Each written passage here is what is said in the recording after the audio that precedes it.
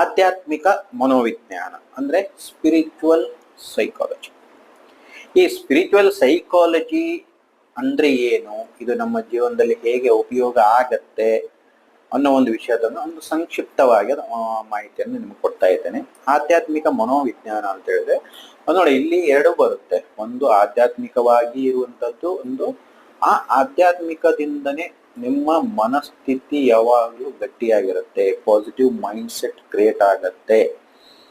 ಇವಾಗ ಸುಮಾರು ತಲೆಯಲ್ಲಿ ಪದೇ ಪದೇ ಏನಾದ್ರು ನೆಗೆಟಿವ್ ಥಾಟ್ಸ್ ಬರ್ತಾ ಇದ್ರೆ, ಕಷ್ಟಗಳನ್ನ ನೀವು ನಿಮ್ಮ ಮೈಂಡ್ ಅಲ್ಲಿ ರೀಕಾಲ್ ಮಾಡ್ತಾ ಇದ್ರೆ, ಇಲ್ಲ ಏನೋ ಒಂದು ಸಮಸ್ಯೆಗಳ ಬಗ್ಗೆ ಪದಿಯಾಗಿ ಯೋಚನೆ ಮಾಡ್ತಾ ಇದ್ರೆ, ಅದರಿಂದ ನಿಮ್ಗೆ ಏನಾಗ್ತದೆ, ಜೀವನದಲ್ಲಿ ತುಂಬಾ ಒಂದು ನೆಗೆಟಿವ್ ಹರ್ಡಲ್ಸ್ ಬರ್ತಾ ಇರುತ್ತೆ. ಅದನ್ನ ಹೇಗೆ ನೀವು ಕಂಟ್ರೋಲ್ ಅಲ್ಲಿ ಇಟ್ಕೊಳ್ಬಹುದು, ಮತ್ತೆ ಈ ಸೈಕಾಲಜಿಯಿಂದ ಪ್ರತಿಯೊಂದು ಸಮಸ್ಯೆಗಳಿಗೂ ಪರಿಹಾರ ಇದೆ. ಹೇಗೆ ಅಂತ ಹೇಳಿದ್ರೆ, ಪ್ರತಿಯೊಂದಕ್ಕೂ ನೋಡಿ, ಸಾಮಾಜಿಕ ರಂಗದಲ್ಲಿ ಇರ್ಬೋದು, ಪ್ರತಿಯೊಂದು ಇದರಲ್ಲಿನೂ ಸಹ ಮೇನ್ ಇರುವಂತದ್ದು ಏನಂತ ಹೇಳಿದ್ರೆ, ನಿಮ್ಮ ಮಾನಸಿಕ ಸ್ಥಿತಿ ಹೇಗೆ ನಿಮ್ಮ ಜೀವನದಲ್ಲಿ ಉಪಯೋಗ ಆಗತ್ತೆ ಅನ್ನೋದು. ನೀವು ಮಾನಸಿಕವಾಗಿ ಬುದ್ಧಿಮಟ್ಟದಿಂದ ಗಟ್ಟಿಯಾಗಿದ್ರೆ ಎಲ್ಲಾ ಸಮಸ್ಯೆಗಳನ್ನ ಎದುರಿಸ್ತೀರಿ.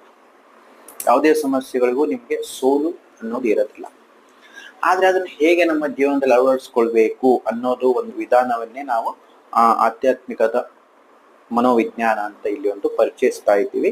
ಈ ಒಂದು ವಿಷಯವಾಗಿ ನಾನು ಇನ್ನು ಮುಂದೆ ಸುಮಾರು ಒಂದು ವಿಡಿಯೋಗಳನ್ನ ಮಾಡ್ತಾ ಇರ್ತೇನೆ.